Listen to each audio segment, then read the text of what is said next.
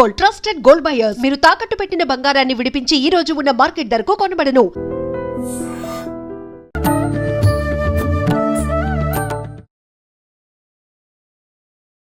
నమస్కారం. Welcome to I dream. ధర్మ మార్గం విత్ విజిత కార్యక్రమానికి స్వాగతం. ప్రస్తుతం మనతో పాటు ఉన్నారు ప్రముఖ జ్యోతిష వాస్తు పండితులు, లలిత ఉపాసకులు శ్రీ శ్రీ శ్రీ నానాజీ పట్నాయక్ గారు. ఇప్పుడు వారితో మాట్లాడదాం. నమస్కారం అండి. శ్రీమాత్రే నమః. గురుగారు, సాధారణంగా మీరు ఎక్కువగా లలిత అమ్మవారి ఉపాసకులు కాబట్టి ఏమో తెలియదు కానీ, లలితలో ఇది చేసుకుంటే, ఈ నామం చేసుకుంటే ఇలాంటి జరుగుతుంది అని చెప్పి రకరకాలుగా చెప్తూ ఉంటారు లలిత సహస్రనామాలకు సంబంధించి. నిజంగా అసలు ఎందుకు అవ్వాలి అంటే, ఒక నామాన్నో ఒక శ్లోకాన్నో తీసుకొని మనం చేస్తే ఆ ఫలితం ఎందుకు రావాలంటారు? ఎందుకు వస్తుందంటారు అసలు? మంచి ప్రశ్న వేశారు. ఎందుకంటే అందరికీ ఉన్న సందేహాన్ని మీరు అడిగారు ఈరోజు. చాలా మంచి ప్రశ్న నిజంగా. ఎందుకంటే ఇప్పుడు మీరు చూడండి, లలితా సహస్రనామాలు మొట్టమొదటిగా అవి నామాలు చూడ్డానికి, కానీ అవి వేదమంత్రంతో సమానము. ఎందుకు అంత వేదమంత్రంతో సమానం ఎలా చెప్పగలరు? అది ఎవరి ద్వారా వచ్చిందో దాన్ని బట్టి ఉంటుంది. ఇప్పుడు వేదం అనేటువంటిది ఎట్లా వచ్చింది అంటే, కొంతమంది డమరకం ద్వారా వచ్చిందంటారు. డమరకం శివుడి యొక్క డమరకం అని, లేకపోతే విష్ణువు ద్వారా వచ్చిందని చెప్తూ ఉంటారు. ఇది అమ్మవారి ద్వారా వచ్చినటువంటివి, అంటే ఎవరూ రచించినవి కావు ఇవి. ఇప్పుడు ఆదిశంకరాచార్యులు వాళ్ళు రచించినట్టుగాను, లేకపోతే ఇంకో ఏదో కవి నన్నయ్యో తిక్కనో వీళ్ళు రాసినట్టు కాదు ఇది. ఇదేంటంటే ఆ యొక్క నిండు సభలో అమ్మవారు కూర్చొని ఉండగా తనలో నుంచి కిరణాలు బయటకు వచ్చాయి. వసిన్యాది వాగ్దేవతలు అంటారు. ఆ వసిన్యాది వాగ్దేవతలు బయటకు వచ్చి 8 కిరణాలుగా బయటకు వచ్చి అమ్మవారి గురించి కీర్తించడం జరిగింది. అదే లలితా సహస్రనామాలు, 1000 నామాలు. ఇప్పుడు మీకు అనిపించవచ్చు, ఏమండి ఒక నామాన్ని అనుకుంటే లేకపోతే అమ్మవారిని తలుచుకుంటే నాకెందుకు మంచి జరగాలి అని మీకు సందేహం కలగవచ్చు. నేను మీకు చిన్న ఎగ్జాంపుల్ చెప్తా చూడండి. ఇప్పుడు ఎవరైనా కానీ వాళ్ళ జీవితంలో బ్యాడ్ ఇన్సిడెంట్స్ అన్నింటినీ ఒకసారి తలుచుకోమని చెప్పండి. ఆ రోజు ఏదో డబ్బులు పోయాయి, లేకపోతే వాడు నన్ను తిట్టాడు, లేకపోతే ఇంట్లో ఏదో గొడవ అయింది, యాక్సిడెంట్ అయింది, ఒకసారి తలుచుకోమని అంటే ఎట్లా ఉంటుంది వాళ్ళ ఫీల్? తెలియకుండానే మళ్ళీ ఆ ఫీలింగ్ లోకి వెళ్ళిపోతారు, డౌన్ అవుతారు కదా. ఆ సెకండ్ డౌన్ అయిపోతారు. అంతే. మళ్ళీ ఆ డౌన్ స్టేజ్ నుంచి బయటకు రావడం కొంత టైం కూడా పడుతుంది. ఖచ్చితంగా. అంటే మీరు ఒక విషయాన్ని స్మరించుకుంటే మీరు డౌన్ అవుతున్నారా లేదా, ఫీల్లో మార్పు వస్తుందా లేదా? వస్తుంది కదా. మరి సాక్షాత్ అమ్మవారిలో నుంచే వచ్చినటువంటి 8 కిరణాలుగా బయటకు వచ్చి అమ్మవారి నామాలు చెప్పినప్పుడు ఆ ఫీల్ ఆటోమేటిక్గా పాజిటివ్ ఇస్తుంది మీకు. ఎప్పుడు కూడా పాజిటివ్ థింకింగ్, పాజిటివ్ ఫీల్ మీకు పాజిటివ్గా వెళ్ళేలా చేస్తుంది. ఓకే. అంటే పరిస్థితులు ఎలా ఉండేటప్పటికీ జరిగేది ఇలా జరగాలని రాసిపెట్టి ఉన్నప్పటికీ మన ఆలోచన పాజిటివ్గా ఉంటే మార్పు వస్తుంది. ఇప్పుడు ఎలా జరిగేది అలాగే జరగాలి, మనం ఏమి చేయలేమనుకుంటే, రామాయణంలో దశరథ మహారాజు పుత్రకామేష్టి యాగమే చేయడు. వాస్తవం. అవునా? అదే రామాయణంలో మేఘనాథుడు ఒక వరాన్ని పొందుంటాడు. ఏంటంటే నికుంబల అనే పూజ చేసుకుని కనుక ఆయన బయటకు వస్తే ఎవడూ ఆగలేడు ఆయన ముందు. రాముడు కాదు కదా, లక్ష్మణుడు కాదు, ఆంజనేయ స్వామి, ఎవరు ఆగలేరు. ఆ రోజు ఆంజనేయ స్వామి కూడా పారిపోతాడు ఒకసారి ఒక సంఘటనలో. ఎందుకంటే ఈ రోజు కరెక్ట్ కాదు, ఈ రోజు మనం ఇక్కడ నిలబడితే కాదు, ఆంజనేయ స్వామి కూడా వెళ్ళిపోతాడు. ఎందుకు అంటే దాని సమయస్ఫూర్తి అంటారు. ఇప్పుడు పులి వస్తుందండి, పులితో నేను ఫైటింగ్ చేస్తా అంటే ఎట్లా, పులిని ఎట్లా పట్టుకోవాలని ఆ టెక్నికల్గా నా దగ్గర ఉండాలిగా. నికుంబల అనే హోమానికి, యజ్ఞానికి, ఆ ప్రక్రియకి ఆ శక్తి ఉంటుంది. మళ్ళీ రెండో రోజు ఆ నికుంబల అనేటువంటి పూజను చేయనివ్వకుండా వీళ్ళు అడ్డుకొని మేఘనాథుడిని హతమారుస్తారు. ప్లానెడ్గా లక్ష్మణుడితో చేత. రాముడు ఈ యొక్క విషయాన్ని చెప్తాడు. అట్లా నేనేమంటున్నానంటే, ఒక ప్రక్రియ చేయడం వల్ల, ఒక హోమము, యజ్ఞము, ఒక మంత్రము, ఇది కలియుగం కాబట్టి జస్ట్ ఒక మంత్రం చేయడం వల్ల, అందులో ముఖ్యంగా లలితా సహస్రనామాల్లో ఒక నామాన్ని ఉచ్చరించడం వల్ల మీకు ఖచ్చితంగా పాజిటివ్ ఉంటుంది. ఇంకా ఎగ్జాంపుల్ చెప్పాలంటే మీరు చూడండి, ఇప్పుడు నార్మల్గా ఉన్నారు, ఒక ఆలయానికి వెళ్ళరా అంటే ఎలా ఉంటుంది మీకు? పాజిటివ్ ఇమీడియట్లీ విత్ సెకండ్స్, మినిట్స్లో మీకు తెలుస్తుంటుంది. మీరు ఎంత డిస్టర్బ్డ్గా ఉన్నా ఒకసారి లోపలికి వెళ్ళాము, ఒక ప్రదక్షిణం చేసాము, స్వామివారిని దండం పెట్టుకున్నాం, అమ్మవారిని స్వామి కొంచెం కూర్చున్నాం, ప్రశాంతంగా ఉంది కదా అంటాం. ఫస్ట్ మన నోట్ నుంచి వచ్చేది ఏంటి? ప్రశాంతత. ఆ ప్రశాంతత కలిగిందంటే మీకు ఆటోమేటిక్గా మీ లైఫ్లో చేంజ్ వస్తుంది. ఓకే. అంటే అది ప్రశాంతత ఆ మూమెంట్‌లో కలిగింది కాబట్టి ముందంతా పాజిటివ్‌గా ఉంటుందనేది మన భావన. నిజంగా మార్పు ఉంటుందంటారా? మార్పు ఉంటుంది. మీరు దాన్ని భావన చేస్తున్నారు. రెండు ఉంటాయి. హ్మ్. మీకు మార్పు ఉంటుంది కాబట్టి భావన చేయగలుగుతున్నారు. ఓకే. ఇప్పుడు మీరు ఎక్కడ పడితే అక్కడికి వెళ్ళి ఆ ఫీల్ మీకు ఫీల్ వస్తుందా చెప్పండి? గుడికెళ్ళిన ఫీలింగు హ్మ్. ఎక్కడికి వెళ్ళినా వస్తుందని చెప్పగలరా? అంటే కొంతమంది అనొచ్చు ఏవండి నాకు ఆ! బార్‌కెళ్తే వచ్చిందనుకోవచ్చు. అంటే అవును. వాడికి దాని మీద బాగా ఇష్టం వల్ల. హ్మ్. బాగా సినిమాలంటే ఇష్టం అనుకోండి. సినిమాకి వెళ్ళడం వల్ల రావచ్చు. పార్క్ అంటే ఇష్టం అంటే పార్క్ వెళ్ళడానికి రావచ్చు. ఒక గర్ల్ ఫ్రెండ్‌తో కలవడం ఇష్టం అంటే గర్ల్ ఫ్రెండ్ రాగానే వాడికి లోపల 1000 వాట్ల బల్బు వెలగొచ్చు చెప్పలేము మనం. హ్మ్. హ్మ్.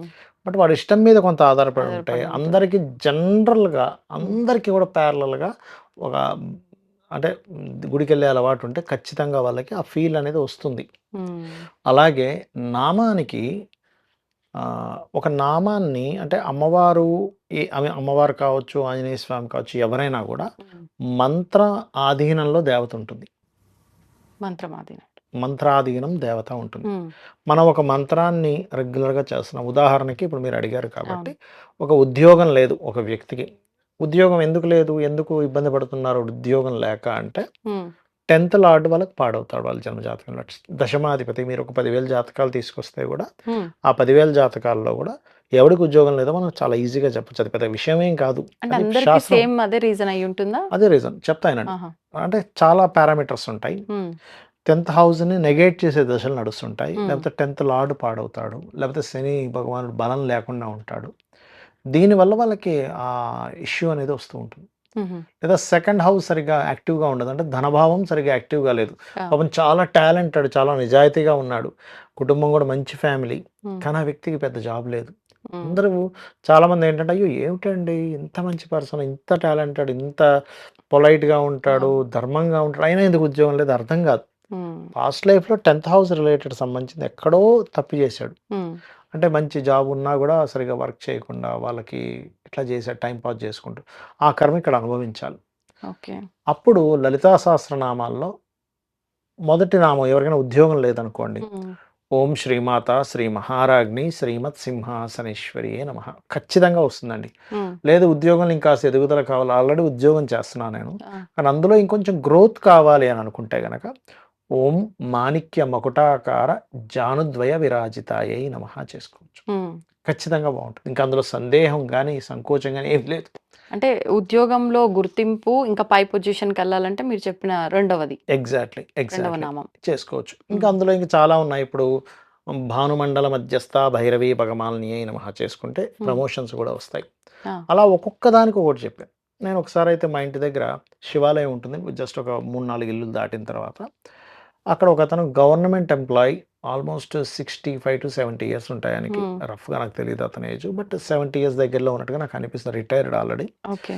ఆయనకి మోకాళ్ళ నొప్పులు. ఆ! బాగా మోకాళ్ళు నొప్పులు ఉండేవట. నేను ఆ రోజు అనుకోకుండా టెంపుల్‌కి వెళ్ళినప్పుడు ఆయనొచ్చారు. హ్మ్. నేను రెగ్యులర్‌గా వెళ్తుంటే ఒక్కోసారి టైము బట్టి నేను వెళ్తూ ఉంటా శివాలయానికి. హ్మ్. ఆయనొచ్చి ఒక మాట అన్నాడు. "సార్ మీరు ఒక వీడియోలో ఓం మాణిక్య మకుటాకార జానుద్వయ విరాజితాయ నమః చేస్తే ఉద్యోగం వస్తుంది, మోకాళ్ళ నొప్పులు తగ్గుతాయన్నారు కదా! హ్మ్. నేను చేశాను నాకు తగ్గిపోయింది. ఇది దాదాపుగా ఎన్నో సంవత్సరాల నుంచి ఇబ్బంది పడుతున్నా. 7 ఇయర్స్, 8 ఇయర్స్ సంథింగ్ ఏదో చెప్పాడు నాకు. కరెక్ట్ నంబర్ గుర్తులేదు చాలా రోజులైంది. అని ఆయన ఆనందంగా చెప్పాడు నాకు. హ్మ్. ఎందుకంటే మాణిక్యములు దాని అర్థం ఏమిటంటే అమ్మవారి యొక్క మోకాళ్ళు ఆ! ఏవైతే ఉన్నాయో మాణిక్య మకుట ఆకార జానుద్వయ విరాజితాయే నమః. హ్మ్. అంటే ఈ మోకాళ్ళు ఎలా ఉన్నాయట? మకుటములు మాణిక్యాలతో చేసిన మకుటం లాగున్నాయట అమ్మవారి మోకాళ్ళు. ఆహా! అంటే మీరు దాంతో అలా చేస్తూ ఉంటే వీళ్ళకి ఇది సెట్ అవుతుంది. ఓహ్! దీన్ని మోకాళ్ళ స్థానాన్ని పర్టిక్యులర్‌గా జ్యోతిష్ శాస్త్రంలో 10థ్ హ్మ్. హౌస్ అంటారు. మీకేదైనా శిరస్సు నుంచి పాదాల వరకు ఉండేటువంటి బాడీ పార్ట్స్‌లో హ్మ్. 12 పార్ట్స్ చేస్తారు. 1, 2, 3, 4, 5 ఇట్లా మొత్తం పాదాల ఓకే. వరకు. ఓకే. ఈ 12 పార్ట్‌లో 10థ్ పార్ట్ ఈజ్ మోకాలు. హుహుహు. ఆ నామాన్ని గనక ఎవరైతే భక్తి శ్రద్ధలతో చేస్తారో ఇక్కడ ఇదేంటంటే మెయిన్‌గా మనం పాటించాల్సింది హ్మ్. రోజు చేయాలి. ప్రతిరోజు. రోజు చేయాలి, భక్తిగా చేయాలి. నిరంతరం. అంటే అంటే ఏదో మార్పు రావాలని కాదు. మార్పు రావాలని మీరు కోరిక చేసుకోండి తప్పులేదు. హ్మ్. సంకల్పం పెట్టుకోండి. హ్మ్. కానీ రోజు నిత్యము శ్రద్ధగా చేయడం ముఖ్యం ఇక్కడ. ఓకే. ఏదో 2 రోజులు ఎంతసేపు చేసి చేయాల్సుంటుంది 40 రోజు? మినిట్స్ 40 చేయాలి. మినిట్స్. ఎందుకంటే టైం పడుతుందండి. ఇప్పుడు మీరేమన్నారు ఇప్పుడు జిమ్‌కెళ్తున్నారనుకోండి ఫిట్‌నెస్ రావాలి. మీరెళ్లి 2 నిమిషాలు చేస్తానంటే ఫిట్‌నెస్ రాదు మీకు. అవును. కనీసం ఒక గంటైనా వర్కౌట్ చేయాలని చెప్తాడు ట్రైనర్. అంతే. అట్లాగే 40-45 మినిట్స్ మినిమమ్ 1 అవర్ గనక చేస్తే భక్తి హ్మ్. శ్రద్ధలతో స్టార్టింగ్‌లో మీకు కాన్సంట్రేషన్ కుదరదు. అవును.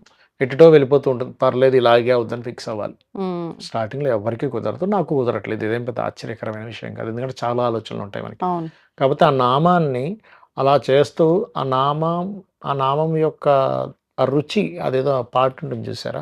ఎంతో ఓ రుచి. నామ నీ నామం ఎంతో రుచిరా ఓ రామ ఓ రామ. నీ నామ ఎంతో రుచిరా అని. ఆ రామనామం యొక్క రుచిని ఎలా అయితే ఆయన ఆస్వాదించారో హ్మ్. రామదాసు, అలా మనం ఆస్వాదించగలగాలి ఈ నామాన్ని. అంటే ఇది మనం మనసులోనే తలుచుకోవాలా? లేదంటే జపంలాగా మాల తీసుకొని చేయాలా? అసలు ఎలా చేయొచ్చంటారు? ఒకటండి, మనసులో తలుచుకుంటూ చేయొచ్చు. హ్మ్. జపమాల తిప్పుతూ కూడా చేయొచ్చు. తప్పేమీ లేదు. హ్మ్. అంటే ఇప్పుడు ఒక్కొక్క రకంగా చేస్తే ఒక్కొక్క రకంగా ఉంటుందా ఫలితం?